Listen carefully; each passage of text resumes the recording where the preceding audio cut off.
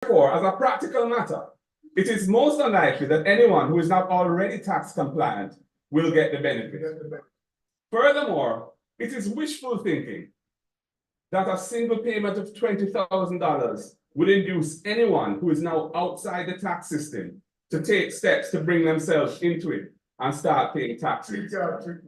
And it applies to persons below the threshold. The truth is that this so-called reverse tax credit smells like a $20,000 giveaway for political advantage as we get ever closer to the next general election.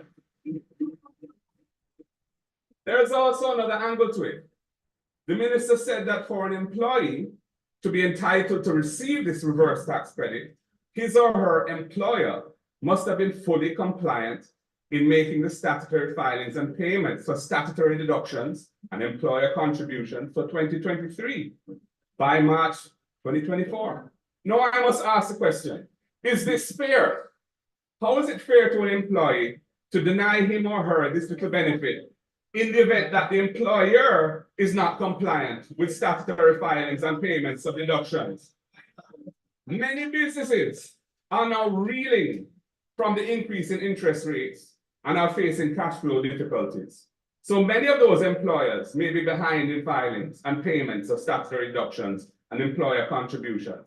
The employee should not be blamed or penalized for that.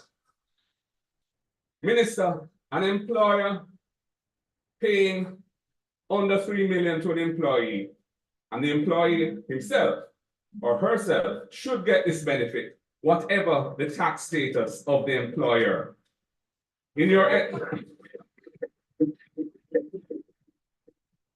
you are on the system, you should get the benefit. In your estimate of $11.4 billion for this relief this year, you've assumed that 570,000 persons will be able to access it. So don't deny anyone the benefit on the grounds that their employer is delinquent. Yeah. To do that would be simply unfair. Jamaica needs thoughtful governance. And that is why we are on the road to change.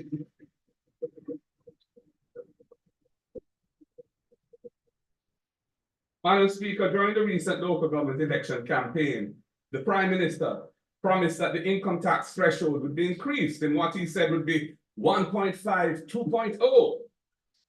Last September, I had called for an increase of the threshold to $3 million. The purpose being to restore the real value, in real terms, of the 1.5 million that was announced back in 2016, and to provide some buffer for future inflation. The fact is that since 2016, accumulated inflation in Jamaica is over 46% since 2016. And an increase is required to restore the real value of the threshold that was last reset back in 2016. After the Prime Minister's grand election pronouncement of 1.5, 2.0, persons are understandably quite disappointed that the minister has announced an increase of the threshold to only 1.7 million. That's $200,000. What they expected to be 2.0 million ended up being 0.2 million. And that translates to a mere $4,166 per month in benefit in their take-home pay. And Madam Speaker, I'm told, I didn't check it myself, but you can check it if you like, that $4,166 can't even buy a bucket of KFC for a family looking to share and have community with family and friends. Madam Speaker, if the minister had, as phase one of restoring the value of the 1.5, even increased the threshold to 2 million, that would give persons an additional $125,000 per year in their pockets, $10,400 per month in their take-home pay. And that would be a more meaningful benefit. And Madam Speaker, it could have been paid for by using the $11.4 billion that has been allocated to the one-time reverse tax credit. In getting to $3 million, as tax inflows continue to grow, the threshold can be adjusted again in the future, in phase two, and maybe even phase three, depending how long it takes. So, Madam Speaker, Jamaica needs caring governance. And that is why we are on the road to change.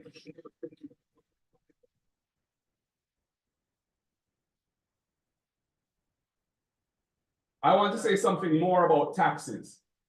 The minister likes to make a song and dance about no new taxes imposed since the last go round of $30 billion in new taxes, which was imposed in the first 2 years of the JLP government elected in 2016 to pay for the 1.5. Then the promise had been at the time that it would pay for itself, but that wasn't so. They had to impose $30+ billion of taxes to pay for it. However, it is important to recognize that the taxes being collected from the Jamaican people have increased dramatically under this government. Dramatically. Have a look at that table. And you will see in fiscal year 2015-16, which was the last year of the last PNP administration, the tax collected was $411.8 billion, which was 24% of GDP. The above table, this table, shows how much more tax. This table shows how much more tax is being collected under the current JLP administration. Tax collected now has moved from 24% of GDP to 28% of GDP. A much bigger carving of the national pie is now being paid by the Jamaican people in tax under the JLP. Jamaicans are taxed much more under this JLP government. That's just a fact. And if you look over the 4 years, the 4 fiscal years, 21-22 through 24-25, Madam Speaker, and I want you to listen to this, tax collections have increased by $409 billion. That's the increase in taxes over 4 years. 419 billion of additional taxes have been collected from the Jamaican people over the last 4 years. Remember, time for speaking has expired.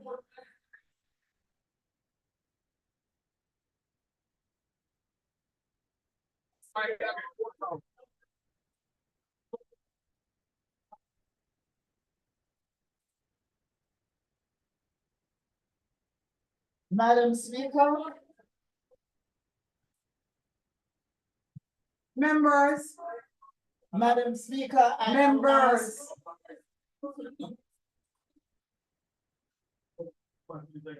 Madam Speaker, I now ask that the standing orders be suspended to enable the member to continue his speech to its conclusion. Question is that the member be allowed to continue his speech to conclusion. Those in favor? Those against, the ayes have it.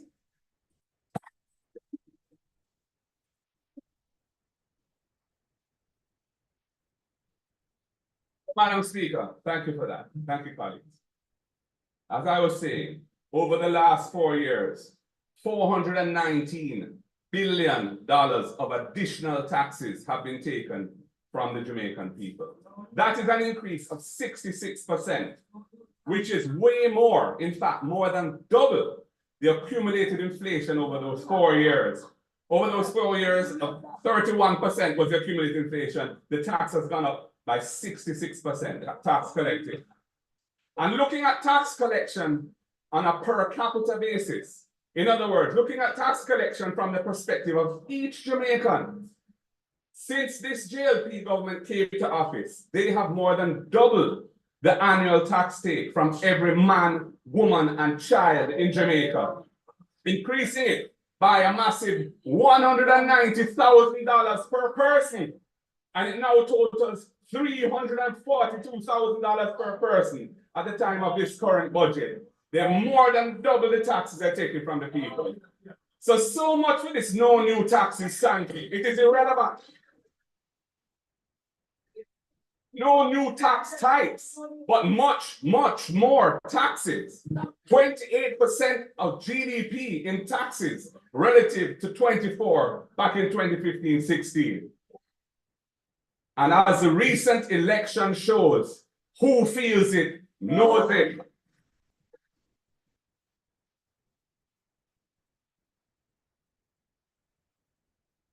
Madam Speaker, Jamaica really needs honest governance. And that is why we are on the road to change. Madam Speaker, the minister says he's going to take away the protection that our farmers have enjoyed by removing GCT from the importation of raw produce.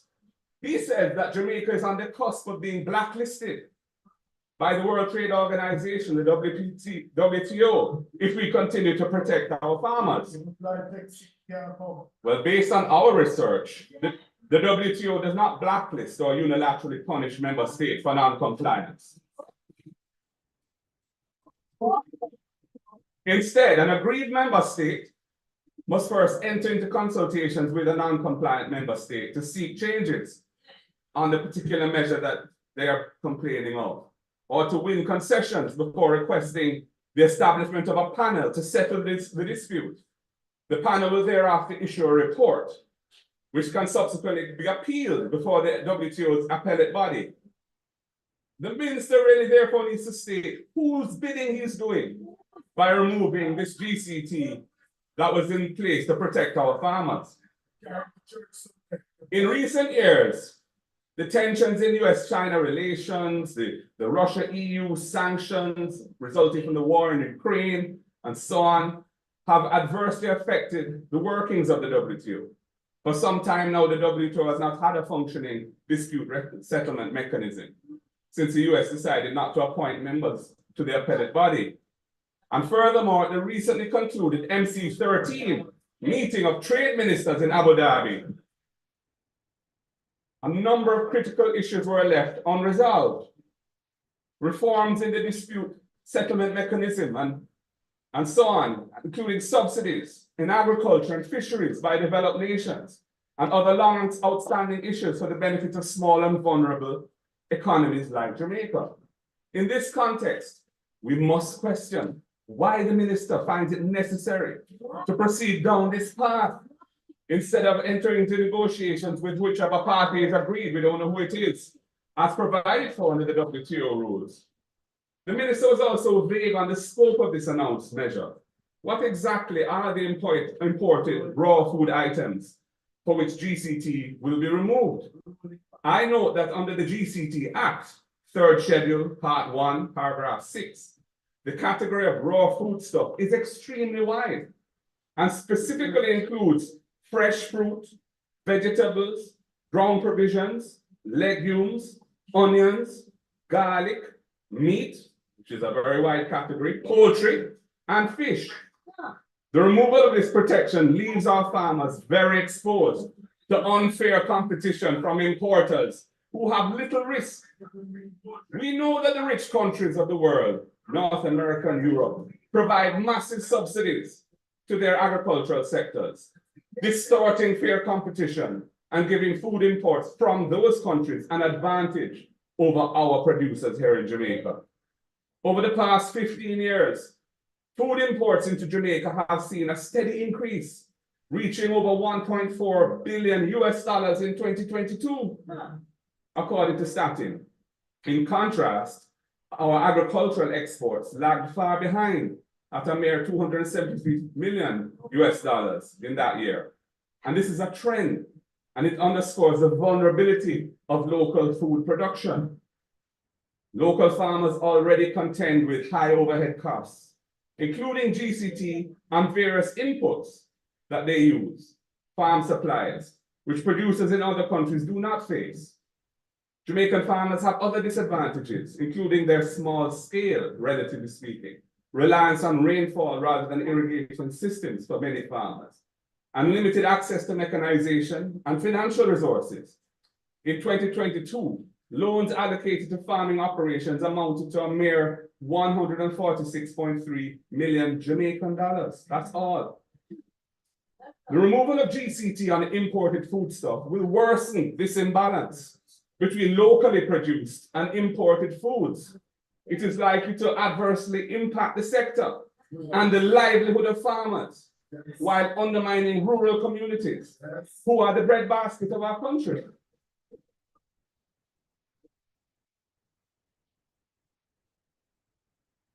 Only last year, We saw how onion farmers in St. Thomas were hurt badly when import permits were granted to importers and flooded the market with foreign onions, leaving our farmers with produce that they could not sell last year.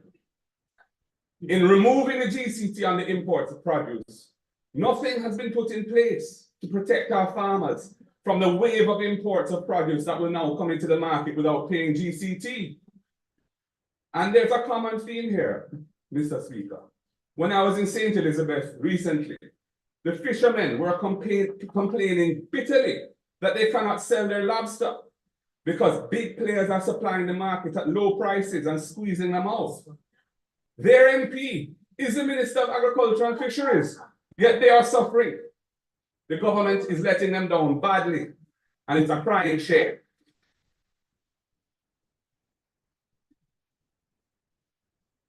Mr. Speaker, there's also the critical necessity for transparency in the allocation of these permits for imported foodstuff to ensure that there's proper consideration for local production capacity and to eliminate the possibility for nepotism, cronyism, and other forms of corruption. And we all hear who the major importers are. Jamaica Agricultural Society, the JAS, was apparently not consulted before this measure was announced by the minister, which in itself is an egregious example of arrogant and uncaring government. We have to ask who benefits from this. Certainly not the farmers. So who? We have consulted with the farming community, and a raft of measures have been developed that can mitigate against what could turn out to be a very serious and prejudicial action if the farmers of Jamaica are to get a fair deal. The ideas have been proposed simultaneously to remove GCT from farm input supplies. There's nothing more powerful than you making your thing happen, really going for it, doing business on your terms, giving it your all, making a difference, and loving what you do. Every single day, feeling fearless, fulfilled, free. When there's nothing holding you back, what would your thing be? To make the grant of import permits subject to parliamentary scrutiny and approval, requiring that import permits must be allocated on an equitable and transparent process, such as a public auction.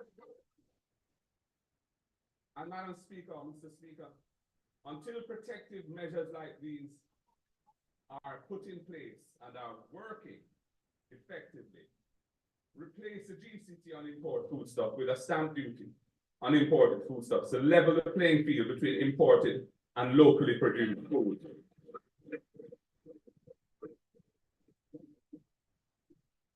And we need to discourage over-reliance on food imports. It takes a little care to find solutions, some empathy and some will. Jamaica needs open, prudent governance. That is why we are on the road to change. Mr. Speaker, the minister announced various tax breaks for the coming fiscal year, totaling $25.12 billion. Many no doubt expect that these tax breaks will be an annual cost to the budget going forward. However, the minister has not provided the country with any clear and sustainable plan to finance these tax breaks in future years. To the contrary, we were told by him last Tuesday that this $25.12 billion, the annual cost of these measures, is to be entirely paid for in the coming fiscal year by a one-off securitization of some receivables.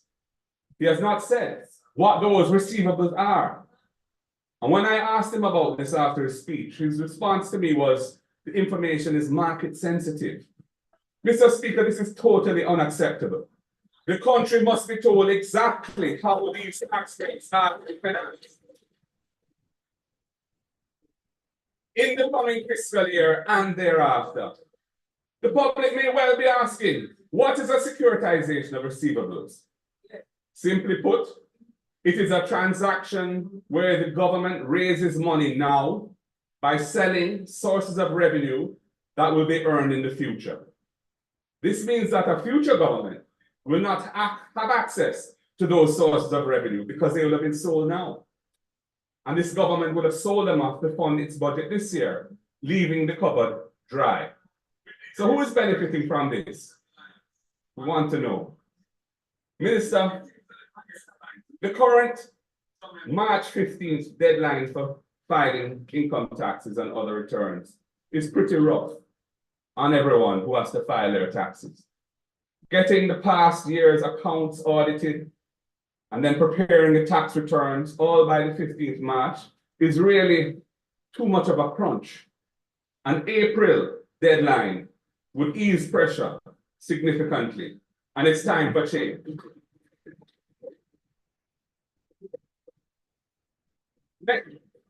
Many other countries have later deadlines, and it helps with their budgeting and their financial planning. So why not take a leaf out of their book? It would give taxpayers who file more time to get their taxes right and would improve the accuracy of their tax filings. It also improves compliance by allowing a more reasonable deadline. It would be a step towards a stronger and more stable economy.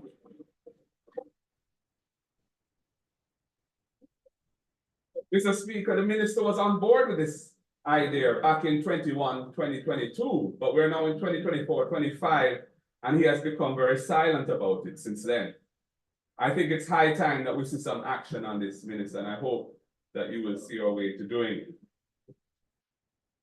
Mr. Speaker, on several occasions, including in my budget presentations in 2021, in 2022, and in 2023, I called for the total removal of the requirement for guarantors to access a student loan. The data I had seen when I was chairman of the Public Accounts Committee showed that the collection from these guarantors was minimal in the scheme of things. And there was evidence to show that the requirement to provide guarantors made student loans inaccessible to many students, in particular students from low-income families. That is why I repeatedly called for the requirement of guarantors to be abolished overall. I'm therefore happy that the minister has finally heeded that call and removed the requirement of guarantors of student loans for everyone. Mr. Speaker, it is yet another example of how good things happen when this government listens to the opposition. And indeed, it shows how much better things will be when the opposition becomes the government.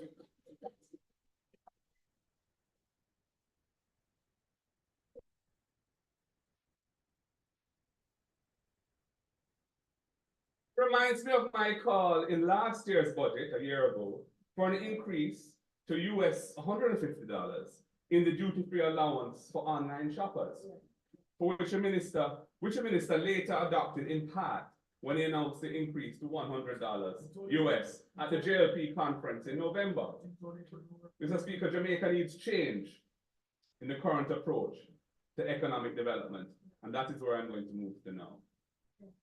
In the just completed local government elections, the Prime Minister argued that the people must not vote with their emotions. He said they should pay attention to all the positive macroeconomic indicators that mean things are good.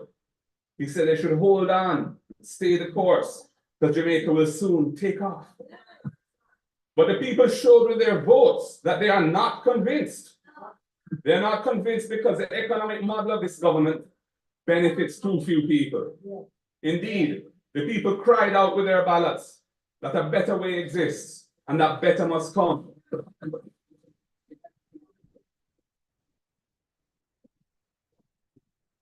Under the current socio-economic model being pursued by this government, inequality of wealth and income will remain entrenched in Jamaican society.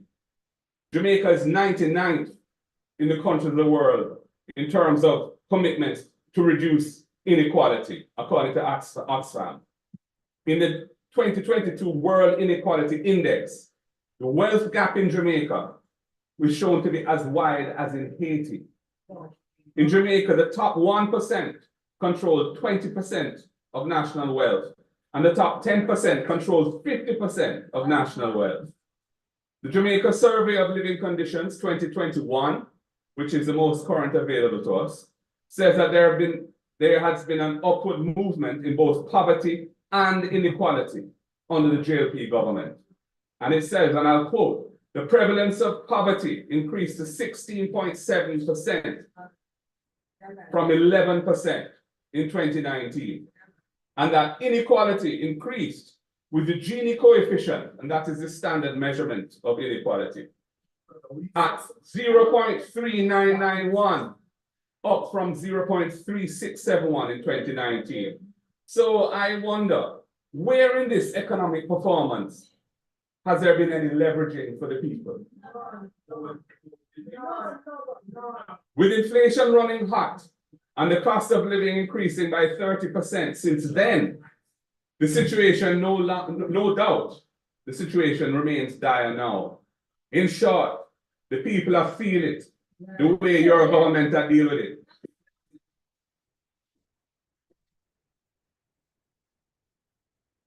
The minister announced that GDP per capita in Jamaica is now $7,000 US. He didn't mention that GDP per capita data doesn't show inequality.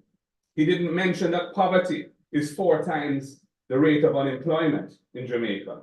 He didn't mention that Trinidad and Tobago, Barbados, and Guyana are all at around $20,000 US per capita compared to Jamaica's $7,000. For Jamaica to move our GDP from 7,000 US, where it is now, to 20,000 US over the next 15 years would require an annual real GDP growth of at least 7% per year. I'm going to repeat that. For Jamaica to get our national GDP per capita from 7,000 US, where it is now, to 20,000, which is where Trinidad, Barbados, and Guyana are, over 15 years, it's going to require an annual real GDP growth rate of at least 7% per annum. Until we start to put things in place to achieve that level of inclusive, sustainable growth, the talk of prosperity is a deception and an illusion.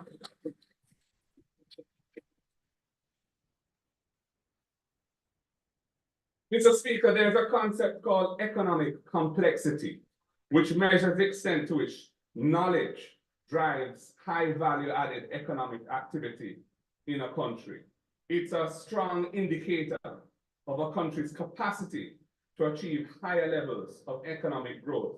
It measures essentially the sophistication of the economy and the linkages within it, using knowledge to drive economic output. There's a chart. I don't know if it can be brought up. There it is. Thank you. Now that chart shows a comparison of 3 countries, and it's taken from the Harvard Economic Complexity Ranking. And it compares economic complexity trends in Jamaica, in the Dominican Republic, and in Costa Rica. And if you look at it, Jamaica is at the bottom on the right. And Jamaica's descent between 2010 and 2021 is indicative of our failure to build a model of socioeconomic development that can transition us from a raw materials and raw services economy to one of a different level of sophistication, producing high value added goods and services. Mr. Speaker, under the current model being pursued by this government, inequality of wealth and income will remain entrenched in Jamaican society for years to come.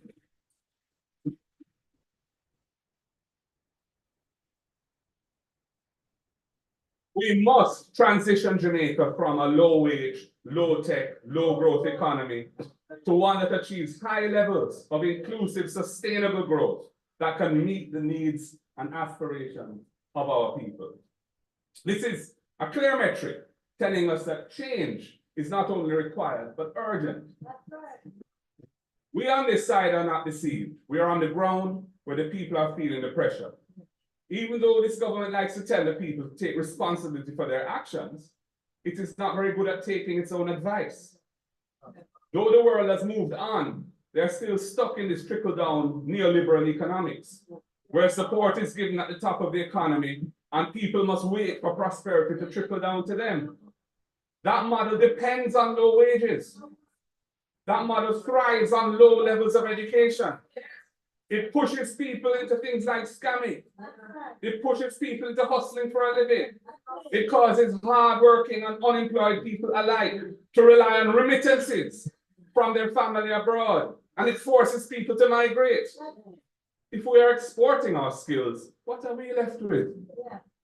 It depends on people being deceived. But we are not deceived, and we are not the deceivers.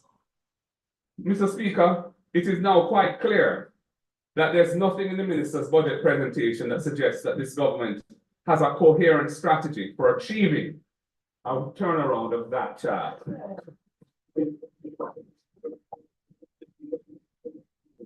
As I have said, wild campaign promises like converting Clarkstown into a city are mere pie-in-the-sky ideas masquerading as a vision of national development.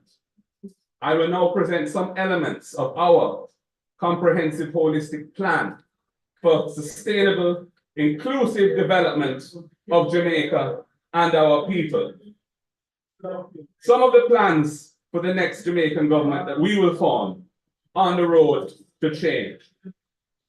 Mr. Speaker, since I last addressed this honorable House in a budget debate, we have been progressively developing our plans for Jamaica, and they are grounded in our core beliefs of social justice, equality of opportunity and access, and good governance. Last year, in my contribution to this debate, I spoke about some of the prevailing challenges that were at the forefront of the minds of the Jamaican people. Constitutional reform and the need for government with integrity were areas that I emphasized. We call upon the government to repair the breach with regard to the expectations of Jamaicans concerning land, education, security for our people, social transformation, health, energy, and food security. We remain true to those core tenets of national development strategy. I was both tactical and practical when I named our new shadow cabinet. I designed a governance structure that is fit for purpose, creating 4 new policy clusters, bringing a solutions-oriented approach to the changes that we need to see in this nation. Then, in preparation for the local government elections, we laid out our agenda for change at the community, divisional, and municipal level.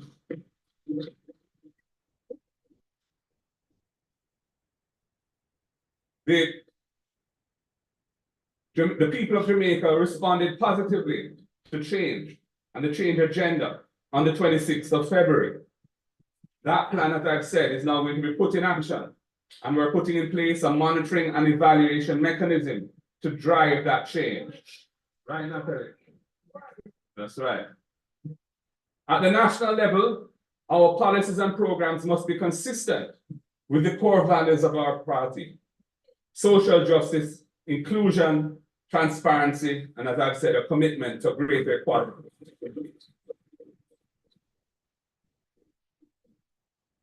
We have crafted a raft of practical measures and a national change approach, and it emphasizes communication, care and culturally sensitive implementation, honesty and openness, accessibility and inclusiveness, new policy approaches, good governance, and engaging and empowering all our people. Change.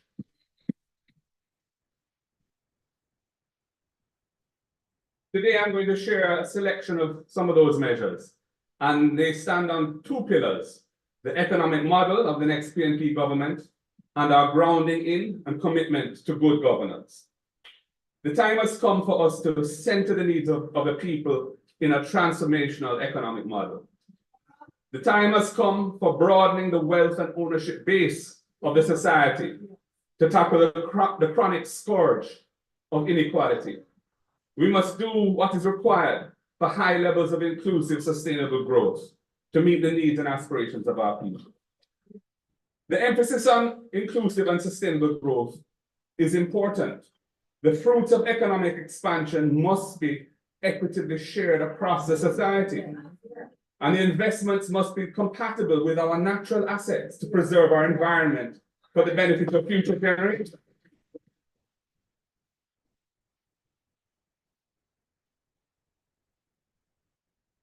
Jamaicans are not interested in economic stability that only trickles down into low growth and diminishing prospects. They want to be able to afford an education, get a decent job, or build a thriving business and own a home. And that's why we must transition Jamaica from a low wage, low tech, low growth economy.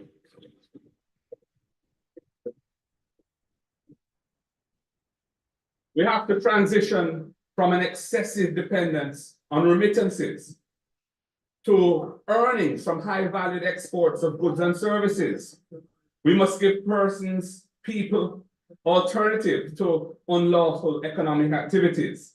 Indeed, the structure of our economy must nurture public safety rather than criminality. And everyone must understand that they have a role to play in making a Jamaica that is a nice place to live. This means people must pay their fair share of taxes, and the government must be accountable to the people because it is spending the people's money. Spending must prioritize access to basic needs, giving people an opportunity for entrepreneurialism to thrive, giving people an education from which they can create new ideas and opportunities, and nurture our indigenous talents. The type of transformation Jamaica needs will require investment in its people and in possibilities for the people.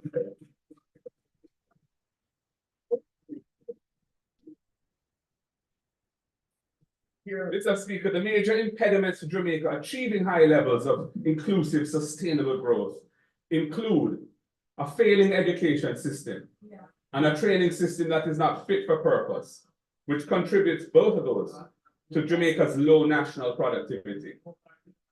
High levels of violent crime, high electricity costs that undermine the competitiveness of our economy, and insufficient economic diversification that would increase our resilience to the growing threats from climate-related and other external shocks.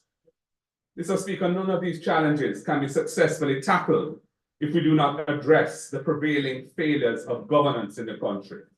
Until the systems of governance are accountable, transparent, and participatory, dog nyam will suffer.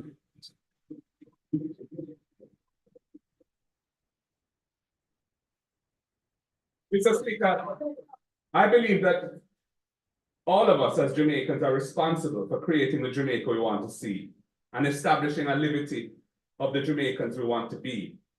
That is why our focus is social cohesion and empowerment.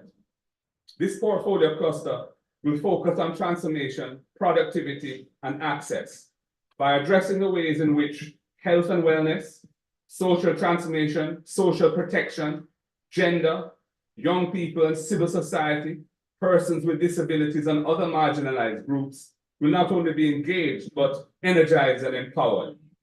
Human capital development is highest on our list. It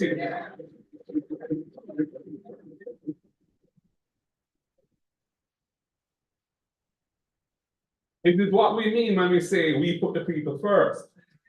It is what we say when we believe in people power and we balance the books while balancing people's lives. Mr. Speaker, the next PNP government is committed to implementing measures to ensure that Jamaica's human capital has the capacities and skills to participate competitively in a high value added economic environment, which can support the required investments that build that environment and deliver high levels of inclusive, sustainable growth. The crisis in education and training must be tackled and overcome if this is to be achieved.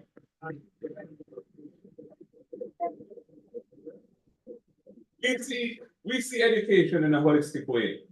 The education system should be socializing our people towards the kind of society we want to live in.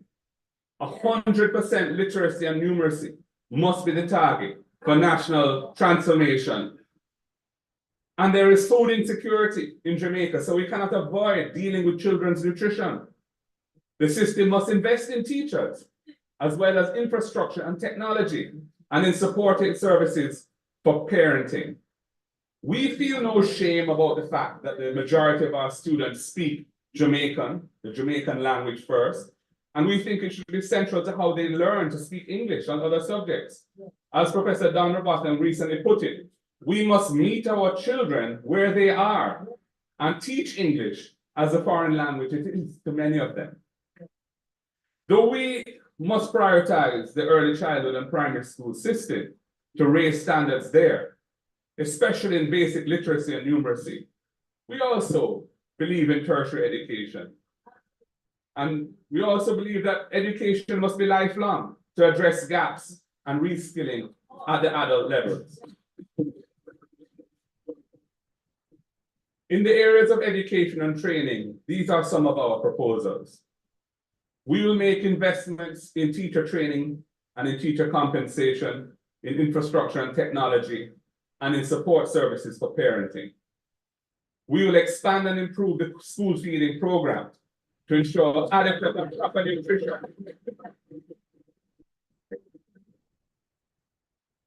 To ensure adequate and proper nutrition and to encourage school attendance.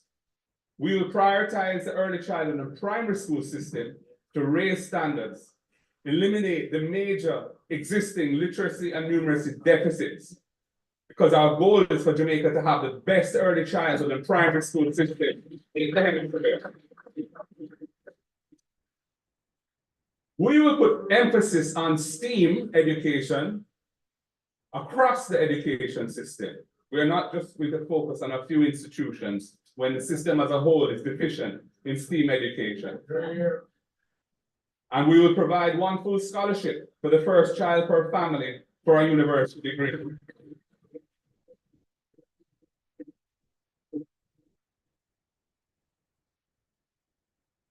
And we will remove taxes from laptops and tablets for students.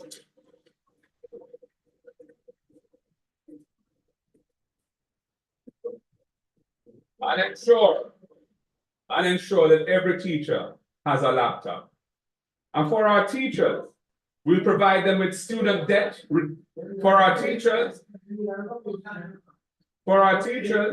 we will provide them with student debt reductions and motor vehicle concessions, which increase with their years of service in the system.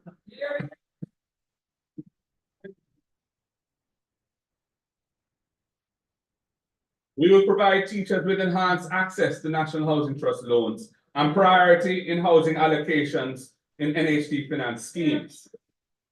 We'll provide teachers with a package deal to be negotiated by government for free internet access as a tool of trade. And for young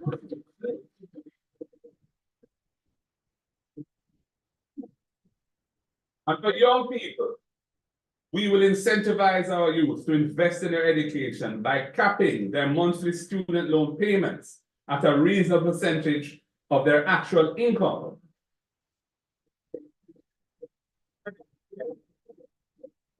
So that in times when the borrower, the student or former student is not working, those payments are deferred and tagged to the back end of their loan without incurring extra interest or penalties.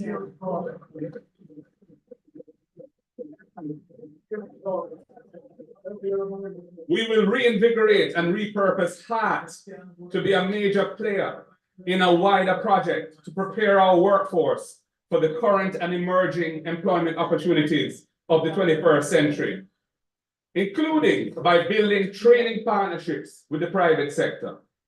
Mr. Speaker, our nation's training capacity must be as relevant and fit for purpose as possible in a rapidly evolving economy that we must build.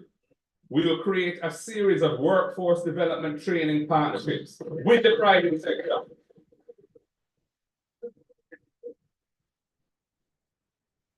And the objective is to develop a competitively market-driven approach to training our workforce. This market-driven approach leverages the training capacity of all of the public sector and private tertiary education and training institutions. The objective is to increase the national capacity to deliver a transformational impact to the economy through an upskilled workforce in the shortest possible time. We will welcome the participation of trade unions and employer associations in these partnerships. We need all hands on deck to transition our economy to high value added goods and services. Mr. Speaker, HART will support private sector led investments in training by matching grants of up to 50% of the cost of any employer identified third-party delivered training program that improves the performance or well-being of the employer's staff. And this approval will be automatic up to an amount equal to 90% of that employer's and employees' annual contributions to HART. And if the need is larger, then it can be approved on the basis of some clear, established and transparent priorities. We will provide incentives to encourage employers to establish internship programs that build the needs of their businesses and industry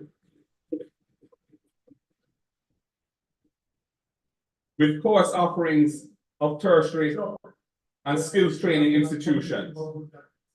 We will utilize school infrastructure, which is often, when outside of school hours, insufficiently used. We'll use school infrastructure to enhance training both to school children and surrounding communities. We will entrench civics education as a core subject in the national curriculum. It has started, we will entrench it to equip our students for actual and productive citizenship with an understanding of the Constitution, an understanding of their rights, their responsibilities as citizens, and social skills based on wholesome values and attitudes. We will build, Mr. Speaker, we will build the teachings of the Right Excellent Marcus Mosiah Garvey into the school curriculum. At all levels, on an age-appropriate basis, to encourage self-belief, personal responsibility, and self-actualization in our nation's youth. We will establish a National Research and Development Council, bringing all relevant institutions together from within the state, academia, the private sector, trade unions to develop and monitor and evaluate a national R&D strategy. And we will provide an accelerated write-off for taxes of expenditure on research and development to encourage greater private investment in innovation that ties agriculture to manufacturing, science, technology, and advances the labor force. Mr. Speaker, human capital development is directly linked to citizen security. It is about developing an aware, thoughtful, and thinking society that can access a wide range of opportunities locally and indeed globally, with not only the skills, but also the values and attitudes that promote national development.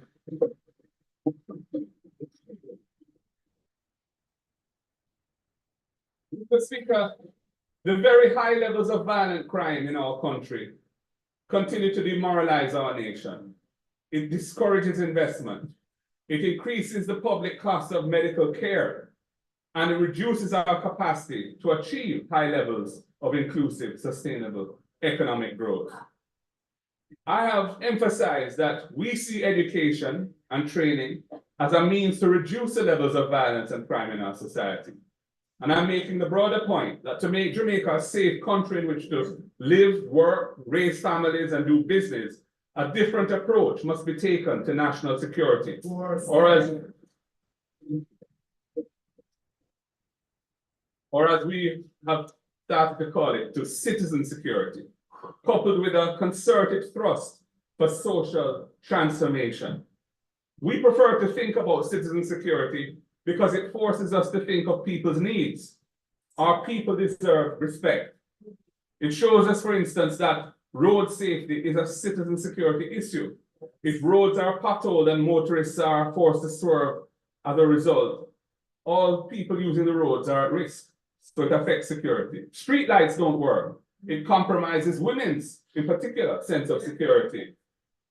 And if militarization is the way forward, we will see more and more videos of masked policemen with long guns hauling and intimidating citizens. And that's not the Jamaica we want. We cannot build a future and a nation by locking down underserved communities. The better way is to make Jamaica safe for all, by a progressive approach to citizen security. And I'm going to share with you some of our proposals for making Jamaica a safe society for us all. We will revitalize the Peace Management Initiative.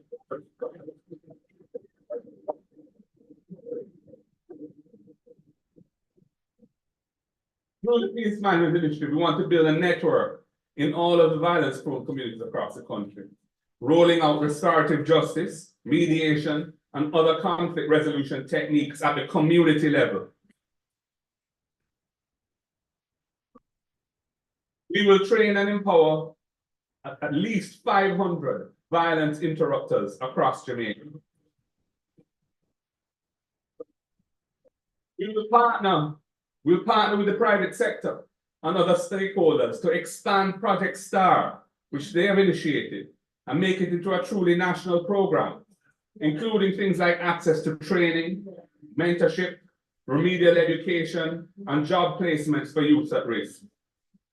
We will enact legislation that targets known vicious purveyors of criminal violence across Jamaica and brings them to justice, including through a court-supervised process of pre-charge detention that targets persons on whom there's credible intelligence to facilitate building viable cases that can result in a successful prosecution. Due process is critical here, and that is why it must be a court-supervised process. And Mr. Speaker, we will bring much greater focus on reforming the prison system to reduce the high level of recidivism. In other words, people who offend are imprisoned. When they're released, they offend again and come back into prison. That is recidivism. We need to reduce the high level of recidivism, which is very high in Jamaica, some 40%, I believe, by rehabilitating offenders to become productive citizens rather than re-offenders. When they return to society, every Jamaican has an interest in a prison system that rehabilitates prisoners and makes them productive citizens. We're fooling ourselves if we think that we can just ignore that, let the prisons run in the way they currently run, and solve our national security problem. We will provide the police force with the vehicles, equipment, and training that they need to efficiently respond and investigate and prosecute offenders. We will build out the Jamaica Eye system of cameras to enhance citizen security and ensure greater accountability for criminal behavior. It is an important part of making Jamaica safe. And we will provide mental health support, including adequate rest to our law enforcement officers to help them cope with the difficulties of their line of work here in Jamaica. And we will partner with non-governmental organizations to support well-designed and sustainable community-based interventions that focus on anger management, parenting skills, conflict resolution, and overall civility, and substantially increase the number of social workers to take on these critical tasks and build social cohesion within communities. This is a balanced approach to dealing with citizen security, and it is essential. Without it, we are not going to get the results that we need. Mr. Speaker, we recognize that crime and other socially negative behaviors in Jamaica emerge from the imbalanced structure of our society. This is why we prioritize social justice and workers' rights as an essential part of the role of government. As a society with a history of oppression of our people, we must be ever mindful of the need to build healthy employment relations. That includes how government treats the civil service. Government must set the example for how all other employers treat workers. And at a most basic level, we will approach all negotiations with public sector workers with respect, openness, and a spirit of partnership. The government has been boasting about low unemployment, but many of these jobs are below the International Labour Organization standards for decent work. Many young people are frustrated and are no longer looking for a job. Low unemployment exists alongside high underemployment, with hundreds of thousands of Jamaicans of working age staying outside the workforce, unwilling to work for wages that cannot sustain them with a decent quality of life. We see workers across the economy working for years under fixed-term contracts, and the government will not address this structural inequity affecting the labor market. We have a labor market reform report which focuses on productivity improvements, and it has been left in file 13. We need to advance from a minimum wage system to a livable wage system.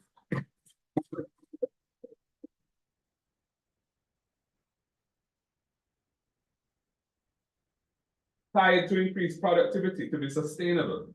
The next PNP government will introduce structural reforms that balance the interests of workers and employers to bring about productivity, equity, and decent work.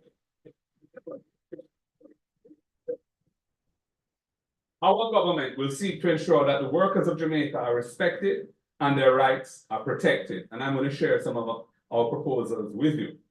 As I've said, we will approach all negotiations with the public sector workers and their representatives with respect, openness, and a spirit of partnership. We will enact comprehensive legislation to eliminate abusive contractual arrangements which circumvent employment rights right across the economy. The government is going through a slow and incremental process of eliminating this practice from the public sector. And it was thrust on the government by the ruling of the court, which affected security guards. But that is incrementalism and is not enough. Many workers outside of the government service, the public sector, are affected by this problem. We will ensure equal treatment of all workers, regardless of the legal form of their contracts.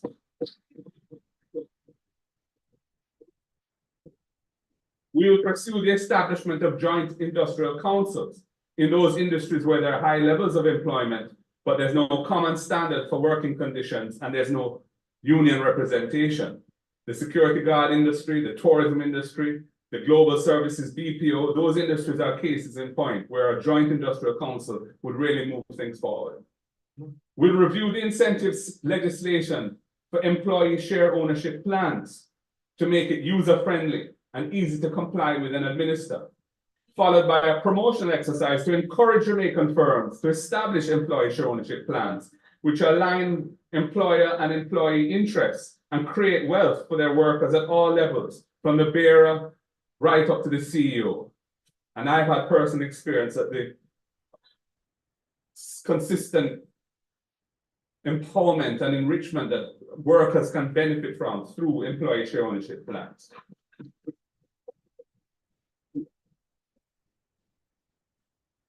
We will establish a commission to examine the dire situation now faced by communities in the former sugar areas and to develop a comprehensive plan for the economic revitalization of those areas. And we've seen in the sugar belts across the country where sugar has atrophied with nothing to replace it. And what has in fact replaced it is scamming on other activities and high levels of violent crime. We need to do something about that. And we will put in place proper and dignified relocation arrangements for the families of former sugar workers. We've seen too many cases where they're not being treated fairly, in Innswood and so on, where they're being moved off the land without any proper arrangements being made to house them. These priority areas will be built out using social transformation and social protection interventions, techniques, and measures linked into health and wellness strategies. They'll be informed by gender consideration and directly address the needs of persons with disabilities, with inclusion being a guiding principle. Social cohesion and empowerment drive sustainable economic development. Productivity.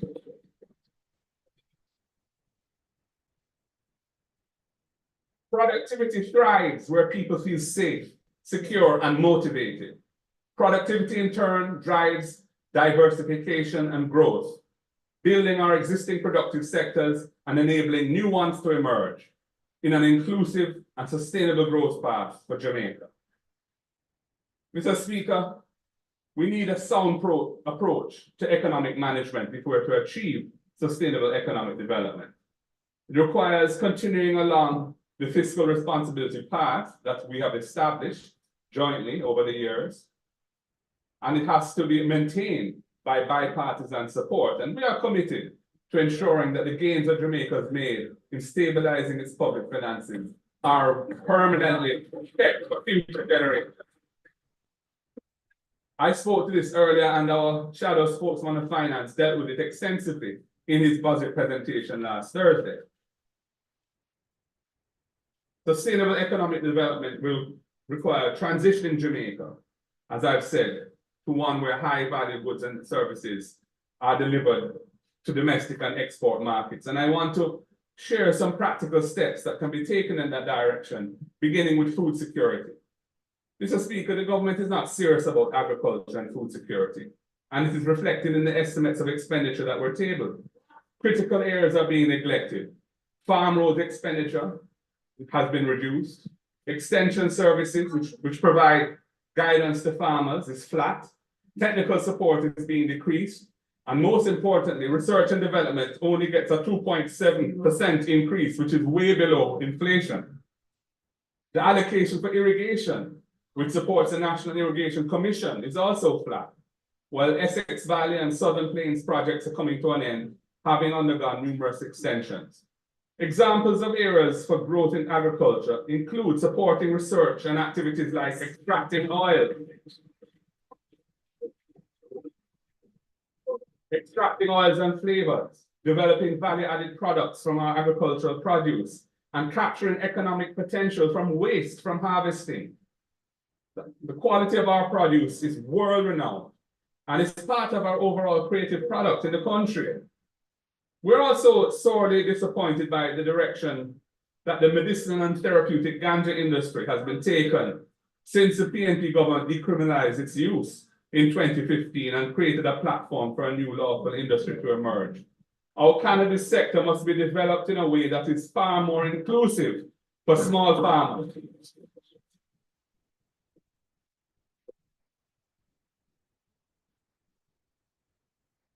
Who now find themselves marginalized and excluded. That was never the philosophy when we did this. And I'm very disappointed by the way it's played out. We're going to have to give it some special attention when we form government. The next PNP government will be focused on genuinely increasing exports, strengthening food security in Jamaica, expanding irrigation and research capabilities in the agricultural sector. And we're going to brand this the SMART program. Sustainable management of agriculture through research and technology.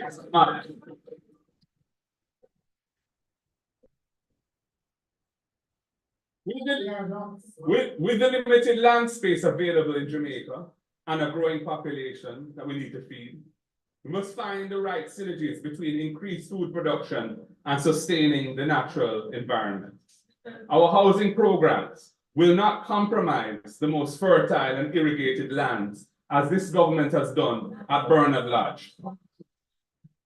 There are some proposals under the SMART program that I want to mention. We will manage the sector through increased training of our youth, with a focus on agricultural training institutions such as 4-H clubs and the extension services offered through RADA. We will increase the productivity of our farmers through introduction of improved climate-smart farming systems and technology to drive farming operations. We'll expand and repair the farm road network to enable our farmers to access their farms and transport their produce to market. We'll engage our major private sector players in the poultry and agricultural processing and milk and livestock production to create the enabling environment that they require so they can expand their already significant contribution to the economy.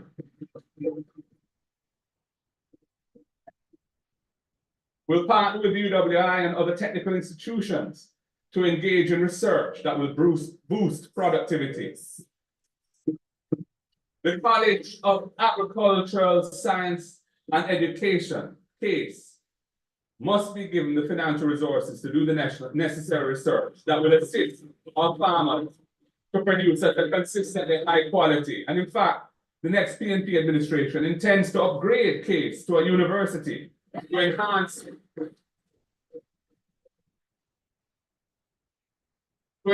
the focused institutional support required for a thrust to greater food security in the country. We will boost our own research facilities at Bodles and Orange River and Montpelier to provide innovations that our farmers require to grow the sector. We will make the best planting stock, animal genetics and farming systems in animal husbandry and agronomy available to our farmers. We'll increase the use of drones, RFID technology, hydroponic farming systems, solar operated irrigation pumps, and in-field monitoring. Whatever you do it for less. At Harbor Freight.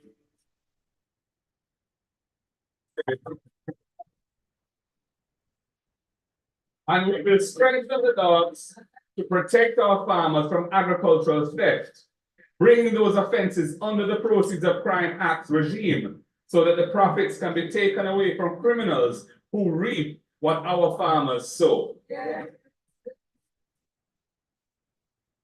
Mr. Speaker, our goal is for agriculture and agro-industries to contribute at least 10 to 12% of Jamaica's GDP, transforming rural development, providing sustainable employment across the country, and guaranteeing our nation's food security. This is why we are adamant that our concerns regarding the removal of GCT from imported foods be immediately reviewed, reconsidered, and the initiatives that we proposed earlier be put into action. Mr. Speaker, I now turn to a number of emerging industries and some of our plans for their development. Like our spokesperson on finance explained, energy, broadband, and internet access are all central considerations for advancing inclusive and sustainable economic growth. Jamaica's fixed broadband population penetration of 15% in 2022 ranks Jamaica at the lower end of internet penetration and adoption when compared to other countries in the Caribbean. Our fixed broadband subscription is lower than Cayman, Trinidad, and Grenada. We will prioritize investments and initiatives to bridge the digital divide.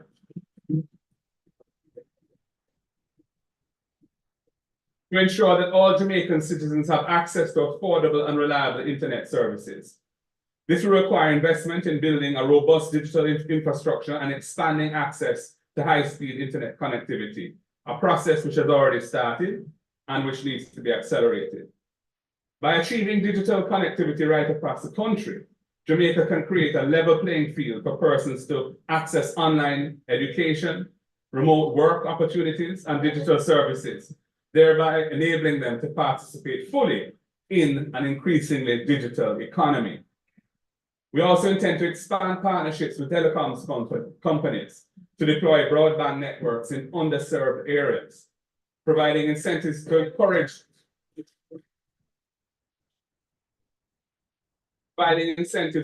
adoption of digital technologies in low-income households. Mr. Speaker, the emergence of artificial intelligence, AI, as a new frontier of technological advancement is already having a massive global impact on commerce and indeed life in general. And this is only going to intensify in years to come. We're really at the very beginning of the effects of AI on our lives. Jamaica therefore needs to prepare itself for the positive and negative effects of AI technology so we can benefit from its massive potential for greater efficiency and competitiveness, and mitigate the serious risks of misrepresentation and fraud that come with AI.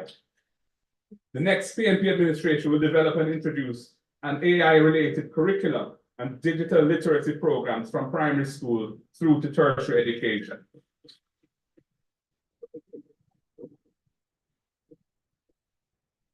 By equipping students with foundational skills in coding, data analysis, and critical thinking, we will cultivate a new generation of AI-savvy individuals who are well prepared for the jobs of the future.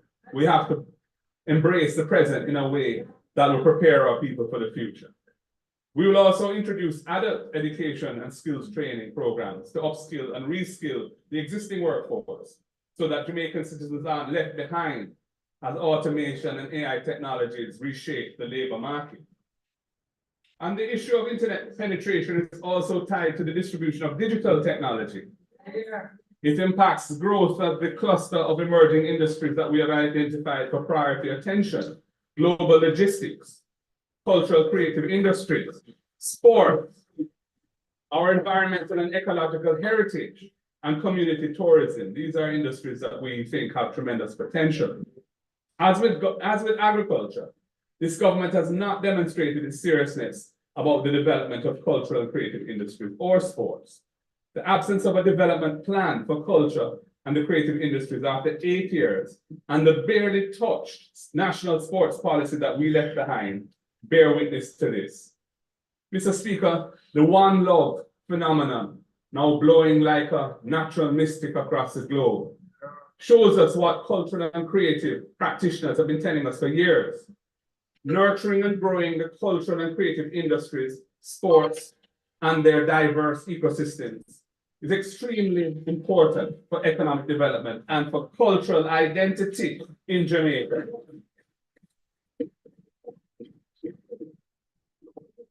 This requires a funding and deliberate effort to drive these industries, which are two of the fastest growing areas of economic activity in the world.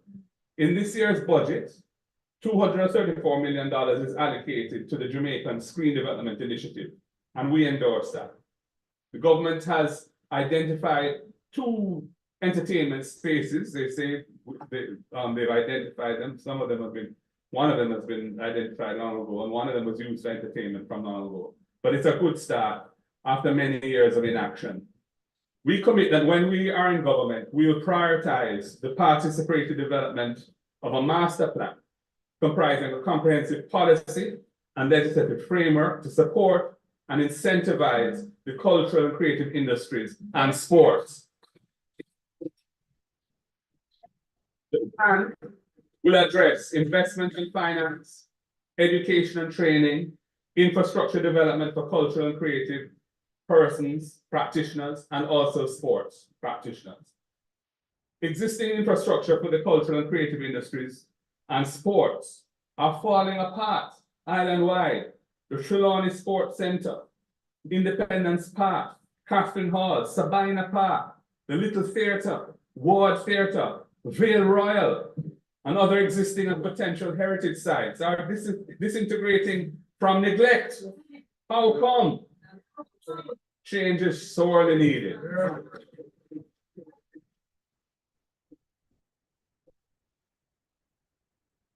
Mr. Speaker, in the area of tourism, we are committed to trying to broaden the benefits flowing to our people from the massive investments that have taken place in tourism.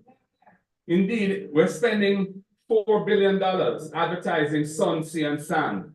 And we think the government should direct some of these resources to developing and promoting community tourism, cultural industry, sport, ecotourism, and craft. For example, a round-robin series of reggae arts and cultural festivals across the island at various dates throughout the year would directly boost community incomes as part of our integrated plan. And it can be done through the municipal corporations to encourage community development.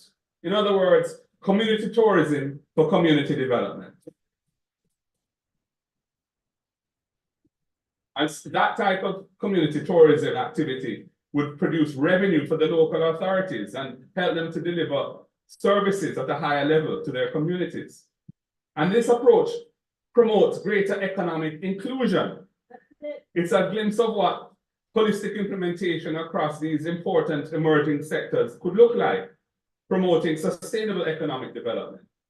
While the existing enclave model of tourism generates wealth for that sector, it is not sufficiently impacting the communities in proximity to the enclaves. Though we hear the boasts of record tourism arrivals, we hear very little on why it seems not to elevate communities across Jamaica. And Mr. Speaker, at this point, I want to say one commitment that I have, which is in keeping with our seriousness about culture and the creative industries. When we form the next government, I commit to conferring the Order of National Hero on the Honorable Robert Nesta Mahai.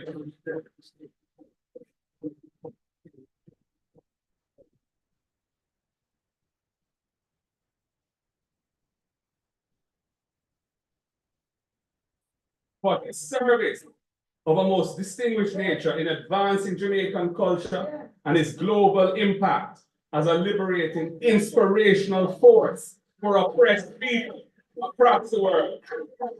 I say time come to recognize the Gong as a true national hero and confer that honor on him accordingly. Mr. Speaker, I now turn to measures to make real our commitment to the development of infrastructure and human amenities.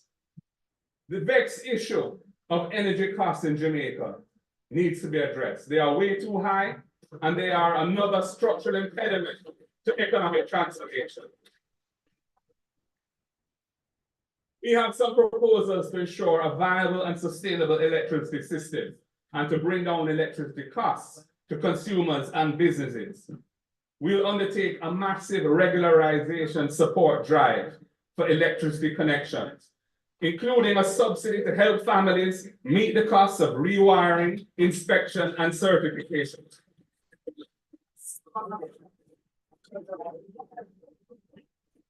And we will provide these families with solar panels to help them manage their energy costs going forward and build climate sustainability.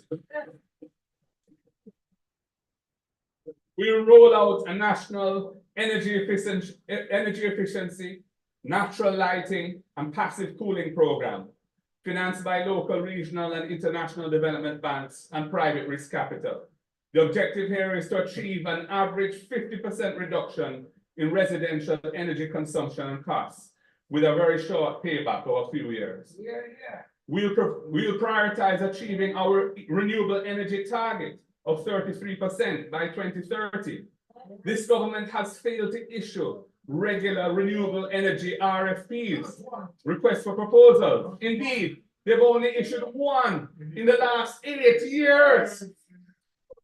That is an indictment on their management of the economy. These RFPs generate fee income for the government, and the capital required to implement these wind, solar, hydro, and waste energy projects is privately funded. We intend to issue utility scale RFPs every 2 to 3 years to reach the renewable energy target.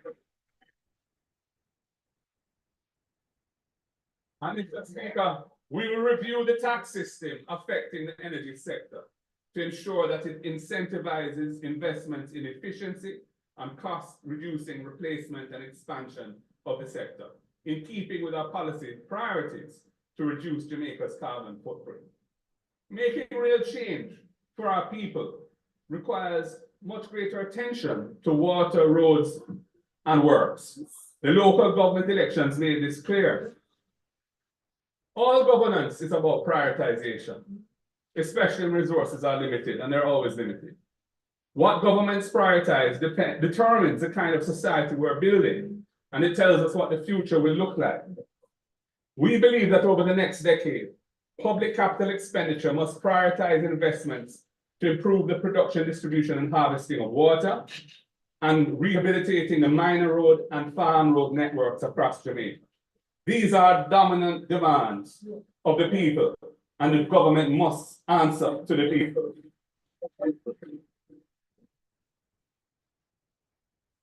The National Water Commission, the NWC, purports to supply 73% of the population with water, which means that over 25% of our population is not served by the public water supply system.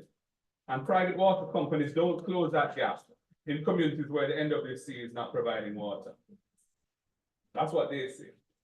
There needs to be a major thrust to build connectivity among the network of public stations and other elements that make up Jamaica's water supply system, so that water can be efficiently distributed from where it is abundant to where there's a lack of supply. And that requires achieving a high level of cohesion among the various state agencies that have responsibility for different aspects of the system. And we have to focus on achieving that. It is unacceptable that slightly over $1 billion is slated for water supply projects this year, given the water storage issues that we've been facing over the last several years, and anticipated drought with climate change, and the constant cries of the people for water. Meanwhile, the NWC has made announcements of a plan to develop 577 acres in Norbrook, a watershed area at that. And one really has to wonder about their priorities.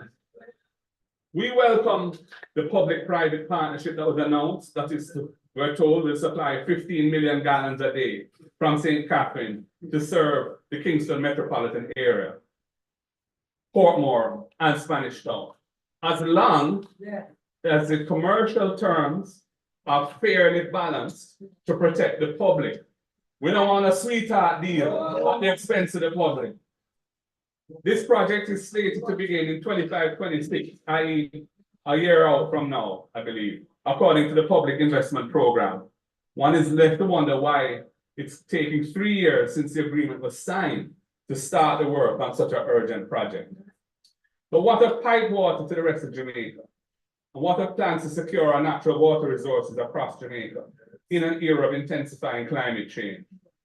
I move to roads. The last 3 decades have witnessed significant investment in the development of highways. And that was a good thing. North Coast Highway Project, Highway 2000, North-South Link, and Southern Coastal Project, and so on. In the meantime, interior roads, community roads, on which most of our people have to drive on a daily basis, are in an appalling condition. Project Spark is an effort to start addressing this problem, but we have serious doubts as to the approach that's being taken, given our negative experience with the constituency allocation of roads in 2022, which many MPs have reported are still yet to come through. The last PNP administration established a secretariat for G, with the technical personnel to efficiently drive the infrastructure projects executed under that program and to ensure proper accountability for the expenditure under the program, which was a great success. We commend that model to the government so that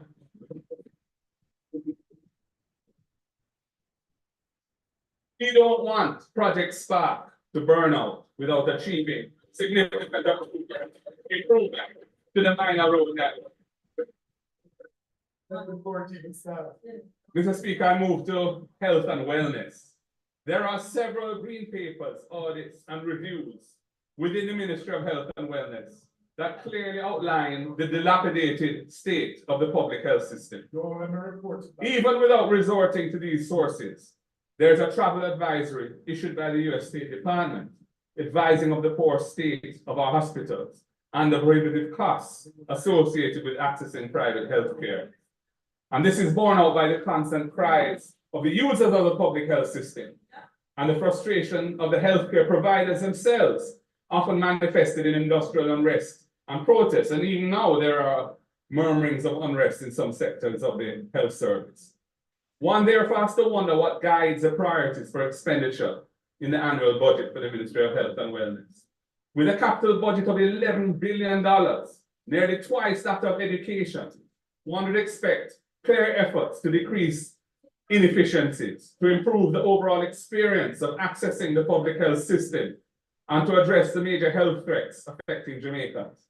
However, these major threats of chronic non-communicable diseases such as diabetes, hypertension, heart disease, and cancer have been, to an extent, sidelined in favor of massive spending on infrastructure concentrated in 3 hospitals. The massive cost overrun in the Cornwall Regional Hospital will go down as the greatest project cost variation in the history of Jamaica at a staggering 1,100%. Never before has any Jamaican alive or dead seen a project move from an estimated cost to completion of less than $2 billion and end up costing more than 10 times that amount at over $20 billion. And this figure is expected to rise further as the completion date is pushed farther away. The only person who predicted it accurately was Maurice, the member for Central St. Mary. It is telling that no one has been held accountable for this debacle.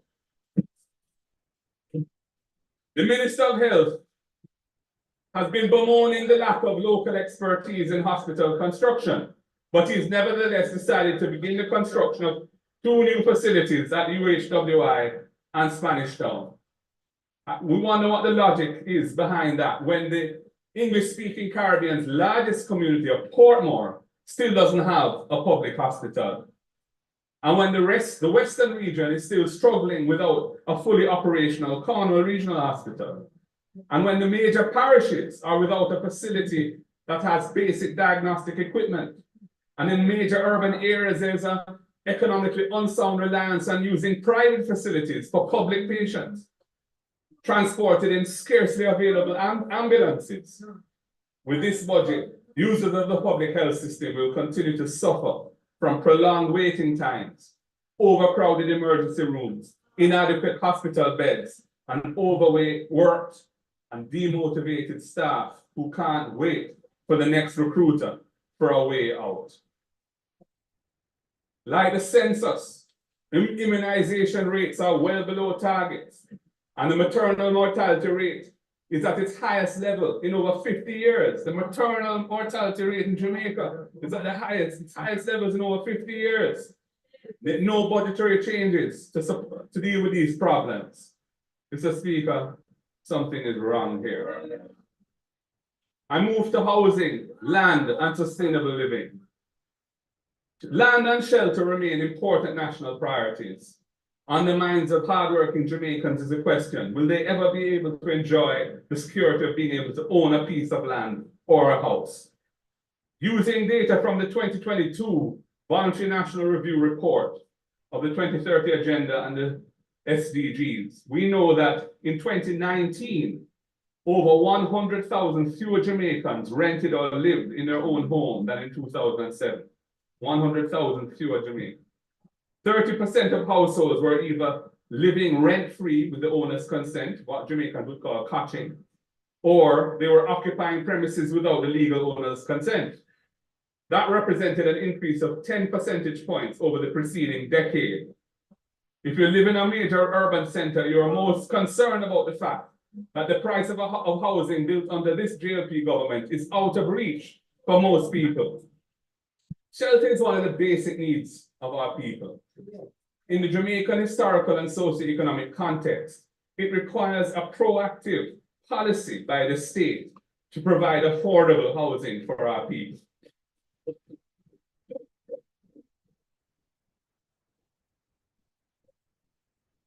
The People's National Party understands this. It is what motivated us to develop Portmore, the largest residential community in English-speaking Caribbean, and so many other major schemes, Harborview, Mona Heights, Frontier Heights, and a plethora of other housing developments across the island. It is why in 1976, the Most Honorable Michael Manley established a National Housing Trust to provide affordable housing for Jamaicans. It is why the Most Honorable P.J. Patterson in the 1990s established a program called Operation Pride to provide land and housing for citizens, which despite its challenges, delivered over 50,000 titled lots for people in Pines of Karachi, Mount Edgecombe, Melrose View, Redwood Garden, Bel-Air, and a host of other communities. And similarly, the Most Honorable Portia Simpson Miller embarked on an initiative to remove barracks housing and provide houses for sugar workers to live in dignity.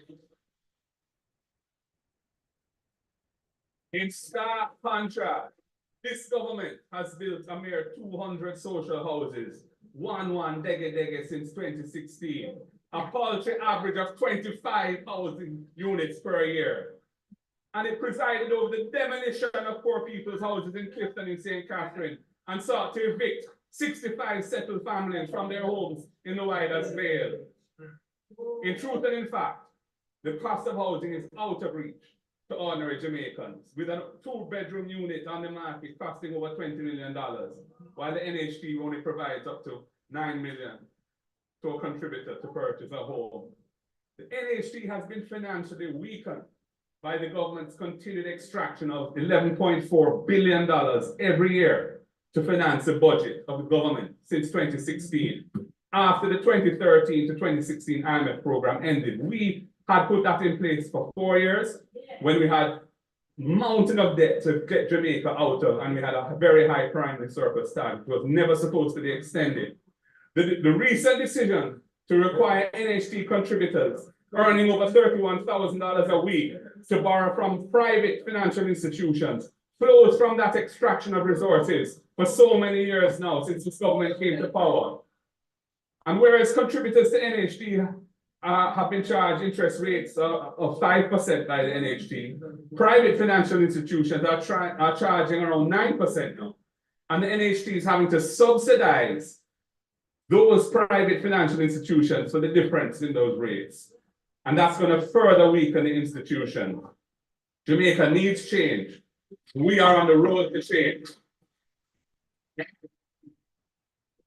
We recognize that the police, the soldiers, the teachers, the nurses, civil servants, young professionals need access to affordable housing.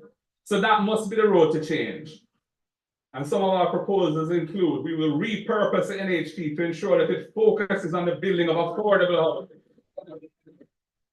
We will end the extraction of $11.4 billion a year from the NHT for the government's budget and put this money into building affordable housing for our people.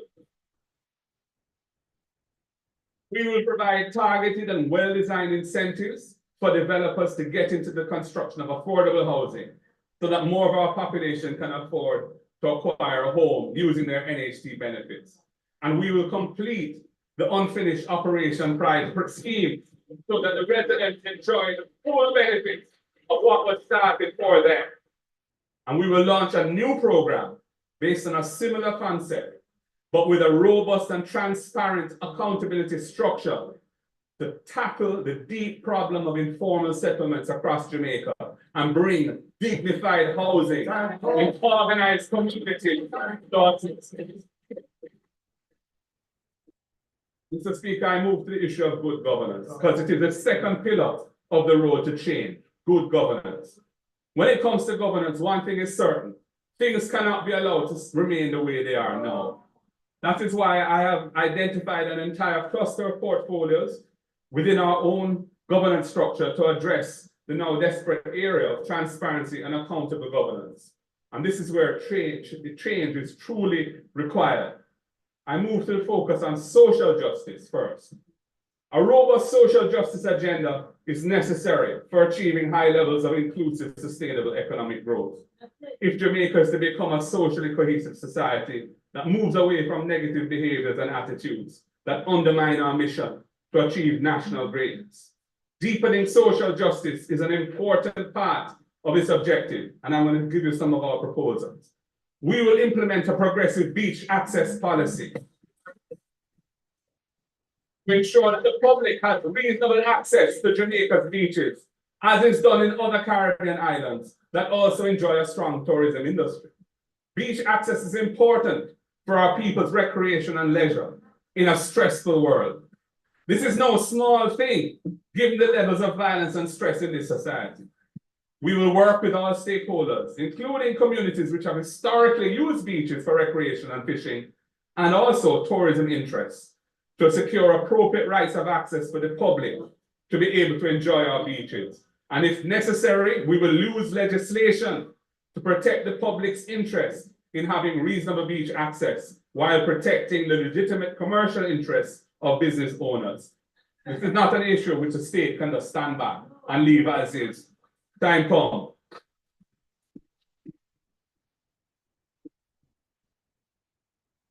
While we endorse the raising of the thresholds for the income tax and pensions, the truth is that our pensioners are really struggling and much more is needed to be done for them. Administrative changes to facilitate the speedy commencement of pension payments to retired employees is impatient of the day. They have to wait for extended periods before they can start getting their pension. And we have other creative proposals for expanding pension benefits to relieve the suffering of our pensioners, which I will share on another occasion. We will complete the outstanding review of the Domestic Violence Act and move quickly to implement the recommendations arising from that review. And our intention is to establish support centers in every parish to provide safe havens for survivors of domestic violence and other gender-based violence. We will enact legislation to empower the public defender to bring legal proceedings, which he can't currently do, to defend the rights of vulnerable Jamaicans, and expand the scope of the Office of the Public Defender to become a national human rights institution to monitor and report on Jamaica's performance in respecting the rights of our citizens. That institution, I had done all the preparatory work for that as Minister of Justice. 8 years later, nothing has happened. We will complete the long outstanding process of enacting legislation to enable Jamaica to accede to the jurisdiction of the International Criminal Court, which is a missing element in the current accountability framework. I had started that process as well, and we hear nothing about it. We need to have accountability for the most dire forms of crime that leaders can commit. We will expand the legal aid system in partnership with the legal profession to include constitutional civil matters, so people can get help to access their rights in important areas of their lives, including property matters, estate matters, personal injury cases, and employment matters.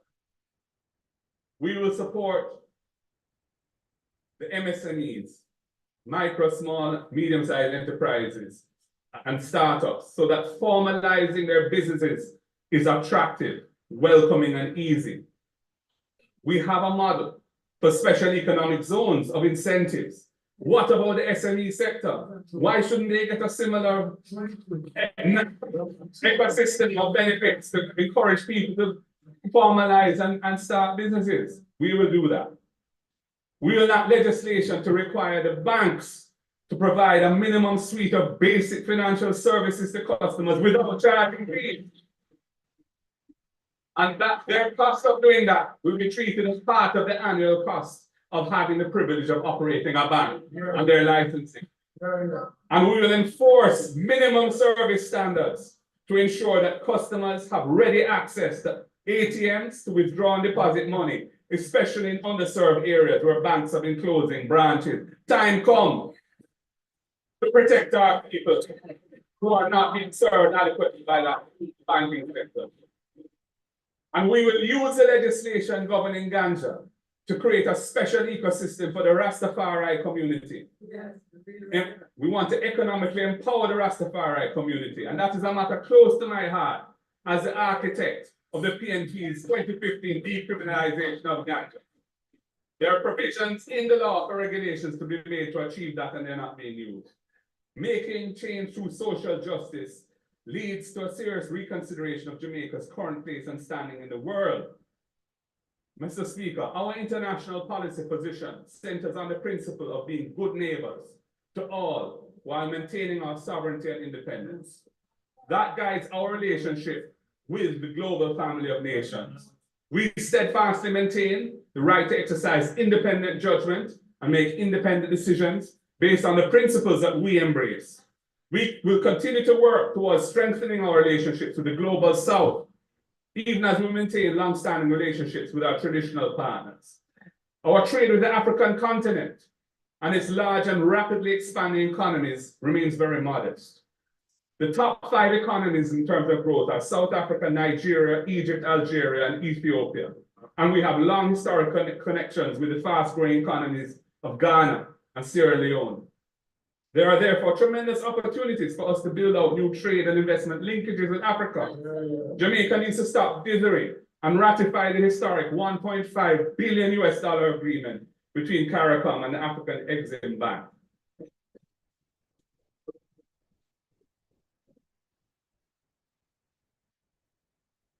And we are committed regionalists. So the dire situation in our close neighbor Haiti is of great concern to us. We commit ourselves fully to engagement in the regional efforts associated with that crisis and to reasserting Jamaica's constructive leadership role within CARICOM that has been allowed to atrophy over the past 8 years. A progressive principled foreign policy delivers real positive change for our people. The Petro-Caribbean oil financing arrangement and the San Jose Accord, which financed Portmore, are striking examples of what the progressive principled foreign policy has done for our people in the past under the People's National Party. And that is what we are committed to locally and globally. Mr. Speaker, change at the national level must focus on good governance. In this modern era of pervasive information sharing and communications, good governance is increasingly essential to maintain the people's trust and confidence in our democracy. Citizens are demanding that their leaders uphold the highest standards of accountability, transparency, and trustworthiness. All the measures that I've outlined for implementation will only be possible if we change the approach to governance that now exists. I leave you with the ways, means, quality, and spirit of the change in governance that we commit to. And good governance isn't just a set of ideals, it is the foundation upon which an equitable and just society can be built. The People's National Party has always been committed to fulfilling these ideals, and we will translate these principles into tangible actions that uplift and empower every member of our society. Mr. Speaker, we are in an increasingly low trust environment.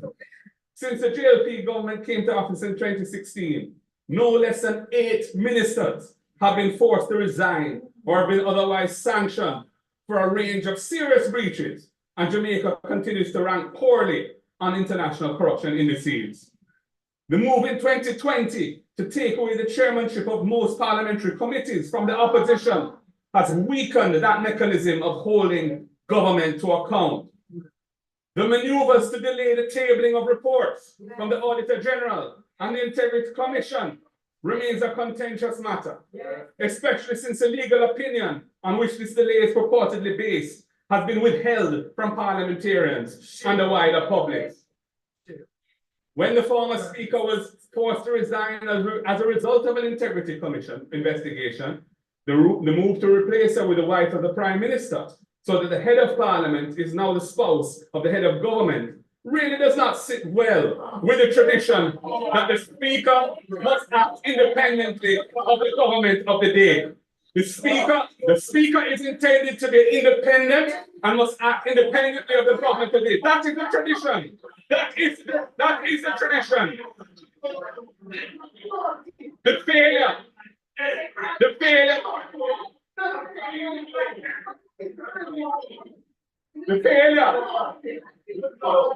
Mr. Speaker, members.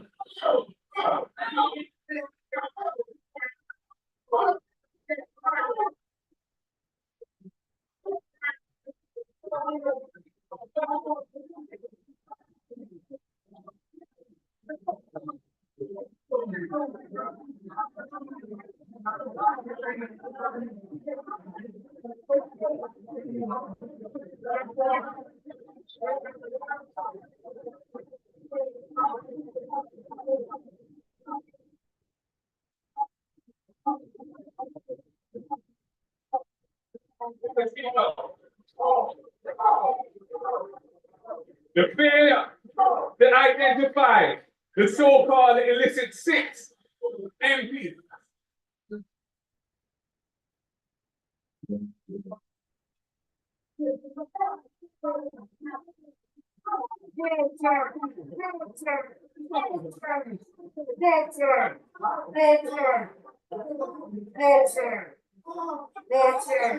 The private supplier your both sides.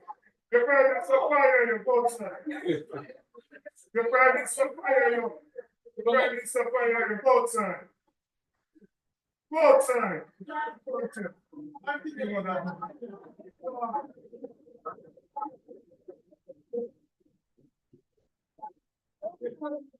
The failure to disclose the identity of the so-called illicit 6 MPs who are under investigation by the Integrity Commission. Member.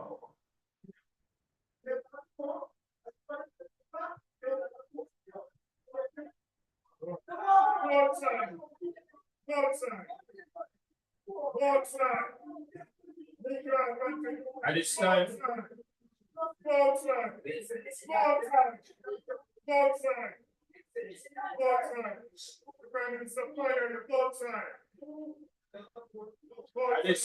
At this time, there's by number.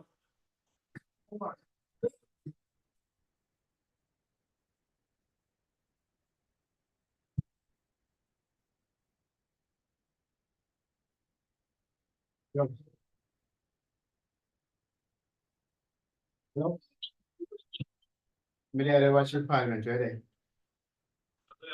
นะครับ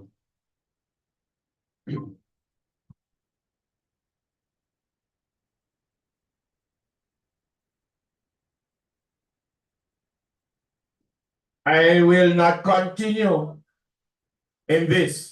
Some are asking members to be quiet. Thank you. Section 7 of the Standing Orders of the House of Representatives of Jamaica says the quorum of a house and of a committee of the whole house shall consist of 16 members beside the person presiding. If at any time during a sitting of the house objection is validly taken by any member that there is not a quorum present, the person presiding shall direct members to be summoned, and if at the end of 5 minutes a quorum be not present, he shall adjourn the house without question put. If at any time during a sitting of committee of the house and the house object, and I read section 2, subsection 2 of section 7, and as it stands, I am now summoning members to come on the inside of the chamber, and we will wait for the 5 minutes.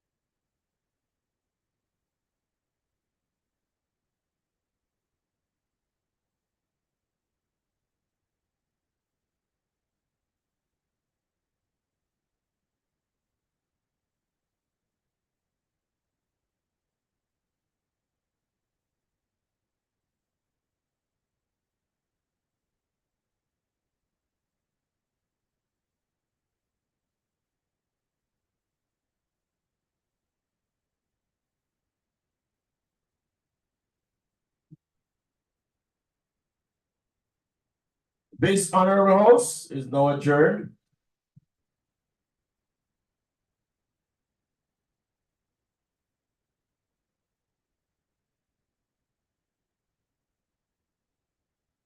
For a date to be announced.